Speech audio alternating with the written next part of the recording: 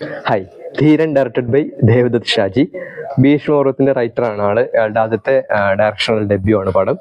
ഈ സിനിമ ഒരു 30 വർഷം മുമ്പ് റിലീസായിരുന്നെങ്കിലുണ്ടല്ലോ, ഒരു കണ്ടിരിക്കാൻ പറ്റുന്ന ഒരു ഫ്രഷ് സ്റ്റോറി എന്നൊക്കെ പറയാറ്. കാരണം ഈ പടത്തിന്റെ ഒരു ടോട്ടൽ സ്ട്രക്ചർ എന്ന് പറയുന്നത് നമ്മൾ പണ്ട് കണ്ടിട്ടുള്ള സിനിമകളുണ്ടല്ലോ, പണ്ടത്തെ മലയാളം തമാശ സിനിമകൾ. അതായത് ഒരാൾ നാട് വിട്ടു പോകുന്നു, അയാൾ അന്വേഷിച്ച് കുറെ നാട്ടുകാരും കുടുംബക്കാരൊക്കെ പോകുന്നു, അവസാനം ഒരു കൂട്ടത്തല്ല്, പിന്നെ അതിൻ്റെ കുറെ തമാശ കാര്യങ്ങൾ. ഈ ഒരു സ്ട്രക്ചർ, ഈ ഒരു ഫ്രെയിമിലാണ് ഈ പടവും ചെയ്തു വെച്ചിട്ടുള്ളത്.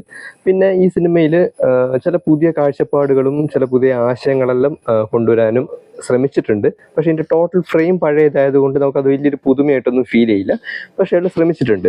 സോ ഈ പടം ബേസിക്കലി ഒരു ഫീൽ ഗുഡ് മൂവിയാണ്. ഒരു 2 മണിക്കൂർ 15 മിനിറ്റ് ഉള്ള ഒരു ഫീൽ ഗുഡ് പടം. അത്യാവശ്യം തമാശകളൊക്കെ ഉണ്ട്.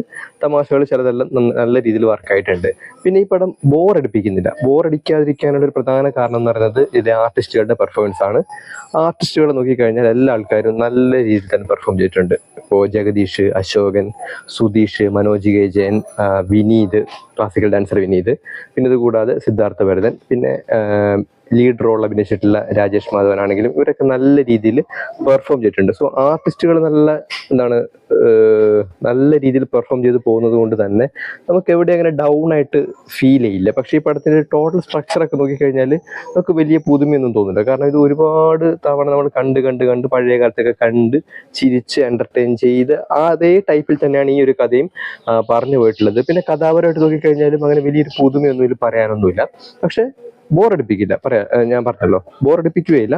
തമാശകളൊക്കെ അത്യാവശ്യം വർക്കായിട്ടുണ്ട്. നമുക്ക് ചിരിക്കാനുള്ളതൊക്കെ അത്യാവശ്യം ഈ പടത്തിനകത്തുണ്ട്. എന്ന് വെച്ചാൽ എല്ലാ തമാശയും അങ്ങനെ ക്ലിക്കായിട്ടൊന്നുമില്ല.